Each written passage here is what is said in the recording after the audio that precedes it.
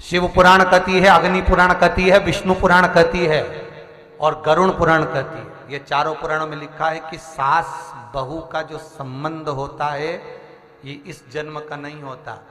पूर्व समय में तुमने किसी गौ माता को भोजन कराया है, पूर्व समय में तुमने किसी गाय की सेवा करी है, पूर्व समय में तुमने किसी गौ माता को सहलाया है, तो बहू वही गाय बनकर तुम्हारी सेवा करने के लिए आती है। और पूर्व समय में तुम डंडा लेके खड़ी रही, दरवाजे पर गाय आई, चैनल बंद कर दी, दरवाजा बंद कर दिया, गेट बंद कर दिया, बस वो ही मिली,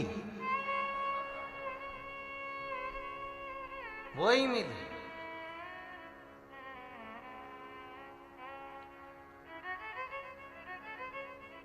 अब निभाओ है, जैसी भी मिली है भगवान की कृपा।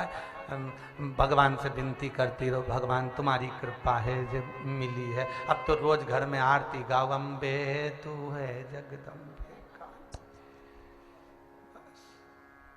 वो तुम्हारे नाम की गाय जय हो जैन वाली, तुम उसके नाम की गाओ जय हो इंदौर वाली। सुख, अगर बहू का सुख तुम्हारे जीवन में दुख प्रदान कर रहा है तो निवेदन है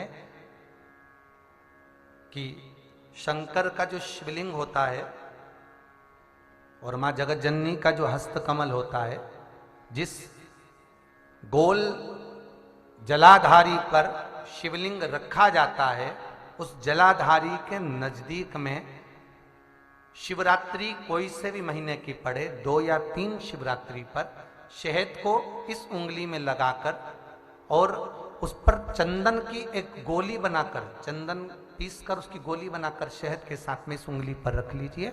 जहां पर शंकर भगवान का शिवलिंग जिस मां जगतजननी के हस्त कमल पर जहां रखा हुआ है, उस स्थान पर उस बहू का या सास का जो भी चिड़चिड़ कर रहा हो, क्रोध कर रहा हो, विवाद पड़ा हो, कोई पूछ नहीं रहा हो, बड़े दुखी हो गए हो, उसके नाम का स्मरण कर कर गोत्र बोलकर लगा दीजिए महाराज।